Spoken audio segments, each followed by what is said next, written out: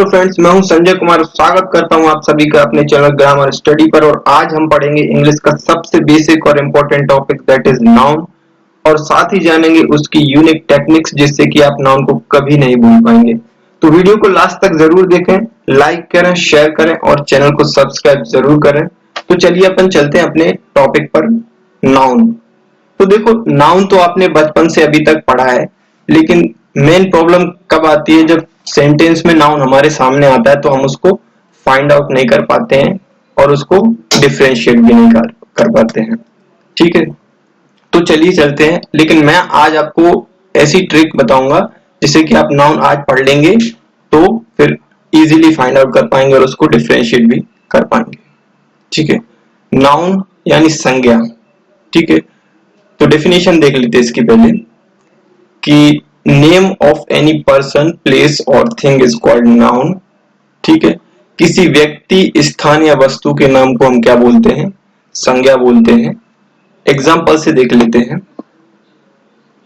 अब यहाँ पर ये राम है, तो राम किसको रिप्रेजेंट कर रहा है? यहाँ पर ये किसी पर्सन को या व्यक्ति को रिप्रेजेंट कर रहा है। कौन? राम। ठीक वैसे ही दिल्ली और हिमालय, यहाँ पर ये किसको रिप्रेजेंट कर रहे हैं? यहाँ पे किसी स्थान को रिप्रेजेंट कर रहे हैं। और in the same way table किसको कर रहा है? किसी वस्तु या फिर हम कहें किसी थिंग को रिप्रेजेंट कर रही है। ठीक है, फर्दर इसके टाइप्स जान लेते हैं। तो बेसिकली वैसे तो ये 5 टाइप का होता है: proper noun, common noun, collective noun और एब्स्ट्रैक्ट नाउन। ठीक है, इनके बारे में अभी अपन अच्छे से डिटेल में पढ़ेंगे इनको और समझेंगे। उससे पहले ये जान लेते हैं कि बहुत सारी बुक्स में क्या रहता है कि नाउन को ओनली 3 पार्ट्स में डिवाइड किया है। एक तो प्रॉपर नाउन, दूसरा कॉमन नाउन और दूसरा कॉमन काउंटेबल नाउन और थर्ड वन इज अनकाउंटेबल। ठीक है, तो काउंटेबल नाउन्स क्या होते हैं? Noun we can count using numbers, जैसे कि 10 boys, 20 girls, 1000 rupees. All these are called countable noun, जिनको हम गिन सकते हैं गिनती में। ठीक है, और अनकाउंटेबल नाउन कौन कौन से होते हैं? जिनको हम गिन नहीं सकते, जैसे कि वाटर हुआ और मिल्क हुआ, ऑयल हुआ, गोल्ड हुआ। और जितने भी एब्स्ट्रैक्ट और मटेरियल नाउन के जो एग्जांपल्स हैं वो किस में आते हैं? अनकाउंटेबल नाउन में आते हैं। इनको भी अपन डिटेल में पढ़ेंगे। तो पहले चलते हैं अपन प्रॉपर नाउन की तरफ। ठीक है, प्रॉपर नाउन मतलब व्यक्तिवाचक संज्ञा। ठीक है, तो which create a picture of any particular person, place और a thing is known as proper noun. किसी प्राणी, वस्तु अथवा स्थान के नाम से हमारे दिमाग में एक पिक्चर बन जाए, उसको हम क्या बोलते हैं? Proper noun. अब जैसे कि मैं आपको एग्जांपल से समझाता हूं। अब मैंने आपसे बोला कि डॉक्टर एपीजे अब्दुल कलाम। ठीक है, तो यहाँ पर जैसे ही मैंने यहाँ पे बोला कि डॉक्टर एपीजे अब्दुल कलाम, तो अपने दिमाग में ऑटोमेटिक एक पिक्चर आ जाती है कलाम जी की। ठीक है, और हम उसको इसलिए बोलते हैं कि जैसे ही हमने नाउन को देखा सेंटेंस में या पढ़ा, तो हमारे दिमाग में जो पिक्चर क्रिएट हो गई automatic, that's why it is known as proper noun. अब जैसे मैं कहूँ यहाँ पर दूसरा एग्जांपल कि द गंगा, तो गंगा के नाम पे हमको भारत की सबसे बड़ी नदी याद आ जाती है, जिसपे कुंभ का मेला लगता है और ये भारत की सबसे पवित्र नदी भी है। ठीक है, उसी प्रकार मैं कहूँ सचिन तेंदुलकर, तो सचिन तेंदुलकर के नाम पे हमको सचिन तेंदुलकर का फोटो हमारे दिमाग में बन जाता है। ठीक है, इसलिए क्या हो गए? Proper noun. ठीक है, और अदर एग्जांपल्स में बता देता हूं आपको कि नेम ऑफ कलर्स। अब देखो, अगर मैं कहूं कि ओनली कलर, तो कलर अकेला वो किस में चला जाएगा? कॉमन नाउन में। ठीक है, लेकिन यहाँ पर जो बात की जा रही है वो नेम ऑफ कलर्स की बात की जा रही है। तो नेम ऑफ कलर्स जो होते हैं वो क्या किस में चला जाता है? Proper noun. जैसे कि मैं कहूँ नेम ऑफ कलर में आ जाता है कि ब्लैक, व्हाइट, ठीक है, पर्पल। तो ये अगर मैंने बोल दिया ब्लैक, तो ये पर्टिकुलराइज हो गया। ठीक है, यहाँ पे पर्टिकुलराइज होते ही वो कोई भी नाउन हो वो किस में चला जाता है? प्रॉपर नाउन में चला जाता है। अब जैसे मैंने बोला नेम ऑफ कंट्री, ठीक है, इसमें बोला मैंने भारत या इंडिया, तो जैसे ही हमने नाम सुना वैसे ही हमारे दिमाग में भारत का नक्शा अपने दिमाग में ऑटोमेटिक आ जाता है कि अच्छा भारत का जो नक्शा है वो इस टाइप से है। ठीक है, मैंने बोला श्रीलंका, तो श्रीलंका हमको याद आता कि भारत के नीचे एक छोटा सा देश है। ठीक है, तो इसी टाइप से ये किस में चले, जैसे भी पर्टिकुलराइज हो गए तो वैसे वो किस में चले गए, प्रॉपर नाउन में। ठीक है, इसी टाइप से मैं कहूं कि नेम ऑफ मंथ, ठीक है, तो नेम ऑफ मंथ जो रहते हैं वो किस में चले जाते हैं, प्रॉपर नाउन में। जैसे मैंने बोला जनवरी, फरवरी, मार्च, अप्रैल, तो ये पर्टिकुलराइज हो गए। हमको पता है कि जनवरी पहली साल का पहला महीना होता है किसी भी साल का, और दिसंबर जो रहता है दिसंबर, तो वो क्या रहता है, किसी भी साल का लास्ट मंथ रहता है। तो हमको पता है, इसलिए ये किस में चले जाते हैं, प्रॉपर नाउन। ठीक है, इसके बाद में नेम ऑफ एनी डे, तो ये भी जैसे मैंने बोल दिया Monday, Tuesday, Wednesday, Thursday, Friday, तो ये हमको पता है कि मंडे मतलब सप्ताह का या वीक का पहला दिन। ठीक है, तो एक पिक्चर क्रिएट हो जाती है हमारे दिमाग में, तो हमको प्रेस्क्राइब्ड हो जाता है कि ये चीज के बारे में बात यहाँ पर की जा रही है। तो ये इस टाइप से हो जाता है प्रॉपर नाउन।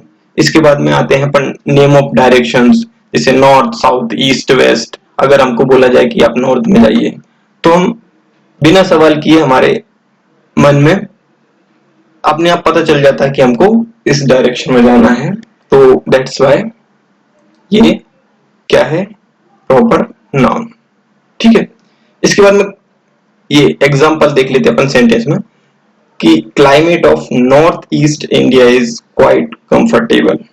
ठीक है, इसमें यहाँ पर नॉर्थ ईस्ट इंडिया जो है, हमको पता चल गया कि इंडिया के नॉर्थ ईस्ट का जो मैप है वो ऑटोमेटिक हमारे दिमाग में जनरेट हो जाता है, इसलिए हमको पता चल जाता है कि ये प्रॉपर नाउन है। ठीक है, इसके बाद में चलते हैं अपन कॉमन नाउन पे, जिसको बोलते हैं जातिवाचक संज्ञा। ठीक है, डेफिनेशन को जान लेते हैं इसकी। Words used to denote general identity rather than ones are called common noun.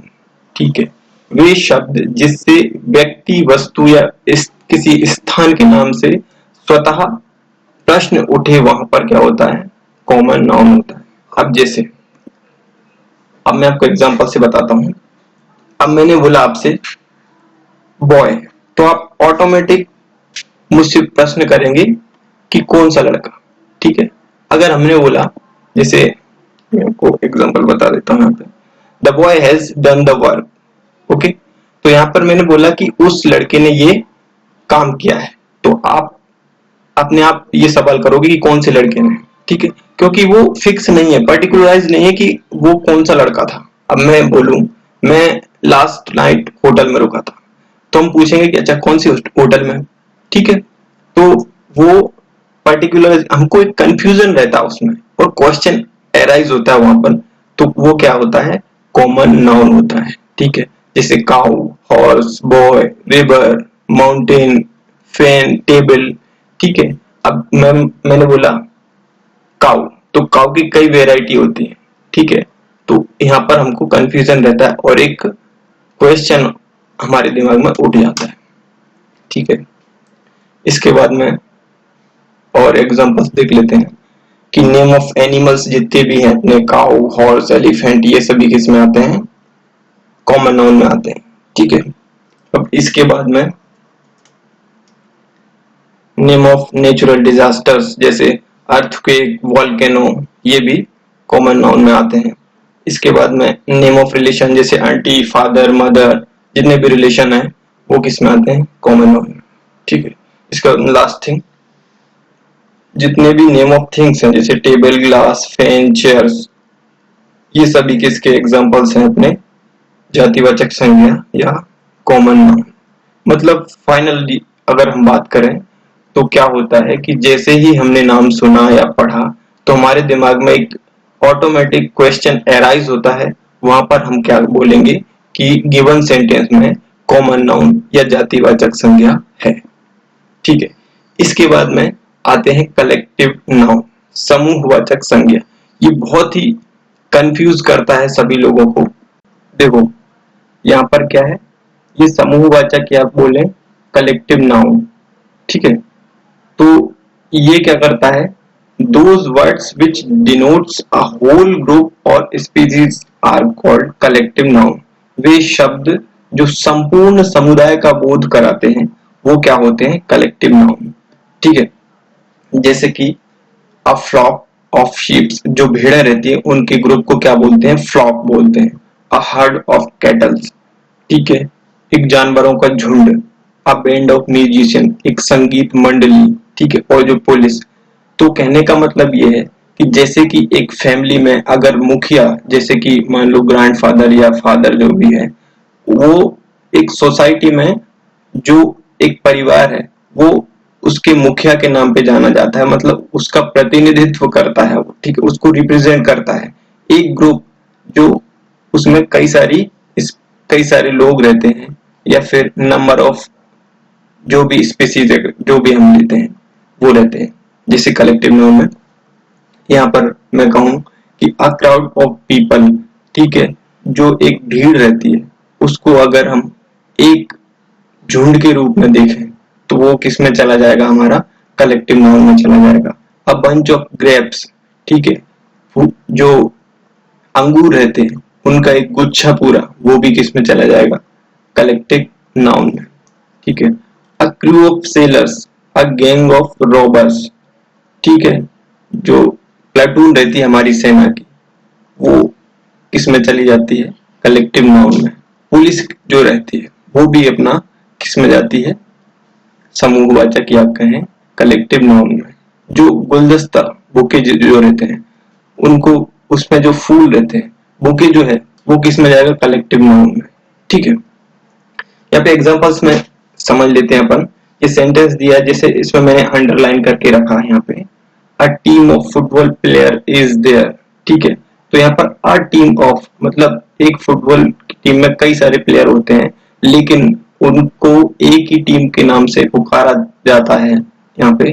तो यहाँ पे देखते हैं अपन कि अ टीम ऑफ मतलब वो क्या हो गए, एक कलेक्टिव नाउन का उदाहरण या कहें एग्जाम्पल हो गए, ठीक है। इसके बाद में अ हर्ड ऑफ कैटल, ठीक है, was stolen last night। a herd of cattle was stolen last night, मतलब एक समूह जानवरों का क्या हो गया, लास्ट नाइट में चोरी हो गया, ठीक है। अ हर्ड ऑफ, यहाँ पे अंडरलाइन जो वर्ड्स हैं वो क्या है, यहाँ पर कलेक्टिव नाउन का एग्जांपल्स है। इसके बारे में जान लेते हैं। भाववाचक संज्ञा या एब्स्ट्रैक्ट नाउन, ये हमारी डेली लाइफ का सबसे बड़ा उदाहरण है।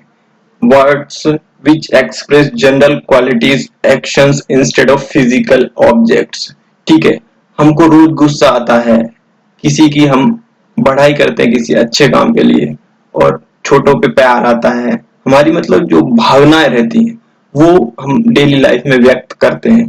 तो जितने भी वर्ड्स जिनको सिर्फ हम महसूस करते हैं हम उनको छू नहीं सकते, तो वो सब किस में जाएंगे, अपने एब्स्ट्रैक्ट नाउन में, ठीक है। जैसे childhood, youth, knowledge, thought, sleep, love, hate, affection, sadness, audience, kind, hero, truth. तो ये सभी एब्स्ट्रैक्ट नाउन के उदाहरण है जिनको हम महसूस कर सकते हैं, ठीक है। अब जैसे नॉलेज है, नॉलेज को हम छू सकते हैं क्या, नहीं, नॉलेज को सिर्फ हम महसूस कर सकते हैं। थॉट है, थॉट को हम महसूस कर सकते हैं। तो that's why these are the examples of abstract noun या भाववाचक संज्ञा, ठीक है। यहाँ पर एक नोट लिखा है मैंने कि all the abstract nouns comes under the uncountable nouns. जितने भी एब्स्ट्रैक्ट, मैंने शुरुआत में ही बताया था कि जितने भी एब्स्ट्रैक्ट और मटेरियल नाउन हुए वो सब किस में आते हैं, अनकाउंटेबल नाउन में आते हैं, ठीक है। जैसे कि सीनरी, लॉयल्टी, मनी, ईगो, ये सब जिनको हम छू नहीं सकते और काउंट नहीं कर सकते। अनकाउंटेबल नाउन मैंने बताया था कि जो नाउन जिनको हम नंबर्स में काउंट नहीं कर सकते, ठीक है। यहाँ पर सीनरी जो दृश्य है उसको क्या कर सकते, क्या नहीं कर सकते हम, काउंट नहीं कर सकते। मनी जो है, मनी को हम क्या नहीं कर सकते, काउंट नहीं कर सकते। वो एक अलग बात होती है कि अगर यहाँ पे कहें कि 100 रुपीज, तो जो रूपी है वो करेंसी हो गया, और जो करेंसी होती है वो किस में चली जाती है, अपनी प्रॉपर नाउन में चली जाती है। जैसे मैंने बोल लिया कि 100 रुपए, ठीक है, तो रुपए जो है वो इंडियन करेंसी है। $100 मैंने बोल दिया, तो वो डॉलर जो है वो क्या है, यहाँ पर एब्स्ट्रैक्ट नाउन का उदाहरण नहीं रहा, वो किस में चला जाता है, अपना प्रॉपर नाउन में। डॉलर जो है वो किसी देश की पर्टिकुलर करेंसी है, इसलिए उसको हम क्या कर सकते हैं, गिन सकते हैं, इसलिए वो क्या हो गया, हमारा प्रॉपर नाउन हो गया। ठीक है, लेकिन यहाँ पर देख लेते हैं कि there is a lot of money in his pocket. ठीक है, अब मनी जो है उसको हम गिन नहीं सकते, इसलिए जो मनी है वो किस में चला गया, एब्स्ट्रैक्ट नाउन में। ठीक है, इसके बाद में बात आती है childhood memories are great joy in everyone's life. ठीक है, यहाँ पे चाइल्डहुड मतलब बचपन, बचपन को हम सिर्फ महसूस कर सकते हैं, ना ही उसको छू सकते हैं और ना ही उसको गिन सकते हैं। That's why it is example of abstract noun. तो इसके बाद में आता है मटेरियल नाउन, यानी पदार्थवाचक संज्ञा। ठीक है, तो it denotes all the matters and substances including all liquids. जितने भी तरल पदार्थ जो हैं वो इसी के अंतर्गत आते हैं। वे शब्द जो किसी पदार्थ आदि का बोध कराते हैं वो कहलाते हैं मटेरियल नाउन। जैसे कि गोल्ड हुआ, सिल्वर हुआ, water, milk, all these are examples और मटेरियल नाउन।